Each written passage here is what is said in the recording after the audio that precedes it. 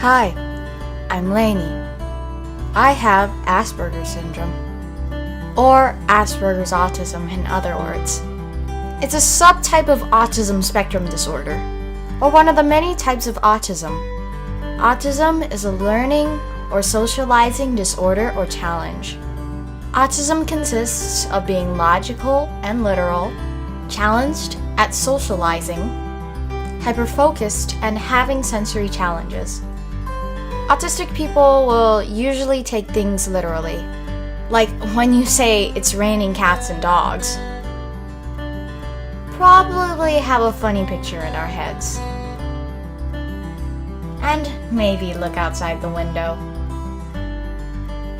An example was when I was young, my 3rd grade teacher couldn't handle my actions, and so she told me to take a hike. And so I left the classroom and never came back. At that time, I never knew what she meant, but nowadays I don't take things as literal. With autism, I'm still pretty logical. Like when people start talking about the Bible, like the part when Jesus is walking on water, I go on this whole scientifically accurate thing on how water is impossible to walk on, but we're getting off subject right now. When communicating, autistic people like to talk about what they like the most, or talk about things that only I think is interesting. An example is if I talk to an artist about art, that guy and I would get along pretty easily.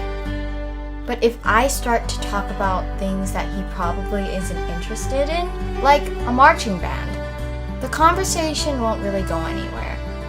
With autism, I'm sensitive to certain things, like loud noises, certain textures and or colors that make me feel uncomfortable. Examples are loud things like air horns, or like when the fire alarm goes off. It's like hearing nails scraping against a chalkboard, pumped up to full volume. Anyway, like I said, I'm pretty sensitive to sound, and not to mention change. The smallest detail makes the biggest difference. So let's move on. Here's my favorite part of being autistic: being hyper-focused. Being hyper-focused is like having the power of the Matrix. Autistic people have what I believe, the power to see everything. Some autistic people like to think in pictures, others in words, some in music. For me, I think in both in pictures and music. From that, I can figure out things that I don't really understand. As I grew up, I learned how to control myself and my autism. Over time, I learned how to communicate and make friends, express my feelings more properly, and understand things that I don't know. I still have my autism though.